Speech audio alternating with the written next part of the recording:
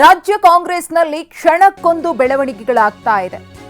ಪಟ್ಟದ ಆಟ ಯಾವೆಲ್ಲ ರೀತಿಯ ತಿರುವುಗಳನ್ನು ಪಡೆದುಕೊಳ್ಳುತ್ತೆ ಅನ್ನೋ ಕುತೂಹಲ ಮನೆ ಮಾಡ್ತಾ ಇದೆ. ಸಿಎಂ ಅವರನ್ನ ಭೇಟಿಯಾಗಿದ್ದಾರೆ ಸಚಿವ ಸತೀಶ್ ಜಾರಕಿಹೊಳಿ. ಸಿದ್ದರಾಮಯ್ಯನವರ ಜೊತೆ ಸತೀಶ್ ಜಾರಕಿಹೊಳಿ ಚರ್ಚೆ.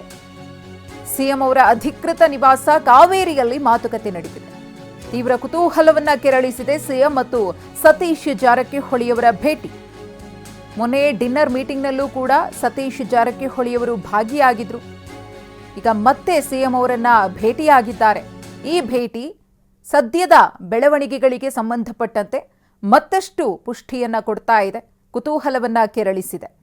ಈಗಾಗಲೇ ಅನೇಕ ಮಂದಿ ಶಾಸಕರು ಸಿಎಂ ಅವರನ್ನ ಭೇಟಿಯಾಗಿದ್ದಾರೆ. ಶಾಸಕರ ಪರೇಡ್ ನಡೀತಾ ಇದೆ ಸಿಎಂ ಅವರ ನಿವಾಸಕ್ಕೆ ಅಂದ್ರೆ ತಪ್ಪಾಗ್ಲಿಕ್ಕಿಲ್ಲ. ಯೋಗೇಶ್ವರ್, ಯಾಸಿರ್ ಪಠಾಣ್, ಶ್ರೀನಿವಾಸ್ ಮಾನೆ, ಭದ್ರಾವತಿ ಶಾಸಕ ಸಂಗಮೇಶ್ ಕಾವೇರಿ ನಿವಾಸಕ್ಕೆ ಭೇಟಿ ನೀಡಿದ್ರು.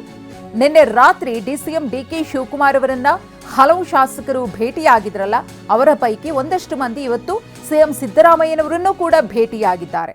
ಹಾಗಾಗಿ ಶಾಸಕರ ಭೇಟಿಯೂ ಕೂಡ ತೀವ್ರ ಕುತೂಹಲವನ್ನ ಮೂಡಿಸಿದೆ.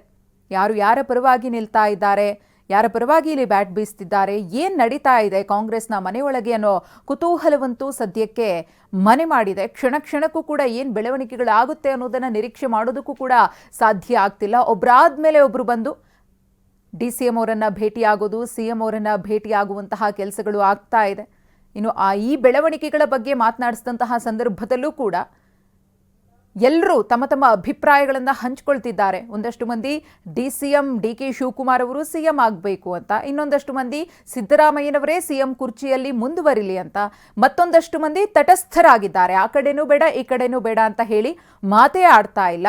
ಹಾಗೆಯೇ ಯಾರ ಹೆಸರು ಮುಂಚೂಣಿಯಲ್ಲಿ ಇದೆಯೋ, ಸಿಎಂ ಇರಬಹುದು, ಡಿಸಿಎಂ ಇರಬಹುದು, ಅವರ ಮಾತುಗಳು, ಅವರ ಹೇಳಿಕೆಗಳು ಕೂಡ ವಿಭಿನ್ನವಾಗಿದೆ.